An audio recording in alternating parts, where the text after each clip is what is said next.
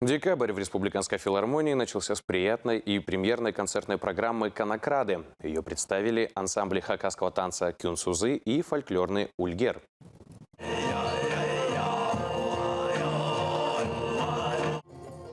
На сцене воплотили истории из жизни кочевников-конокрадов, смельчаков, угонявших скот у зажиточных людей и передававших его нуждающимся. Посредством хореографии и национальной музыки артисты изобразили древние хакасские обряды, спортивные состязания и праздники. Исполнили и лирические песни страдания, собранные в ходе этнографических экспедиций. Все, кто не успел попасть на премьеру концертной программы, смогут ее увидеть в феврале. Ансамбли «Ульгер» и «Кюнсузы» представят ее в районах республики, а в марте вновь на сцене филармонии. Очень красивые танцы, очень энергичные. Девушки очень красиво, плавно танцуют.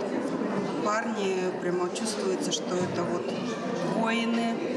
Ширь, простор степей, все впитало. Всегда я выхожу, и мне просто переполняют эмоции и впечатления. Постановка очень прекрасно продуманная, музыкальное сопровождение, легкий, поющий голос, протяжный такой.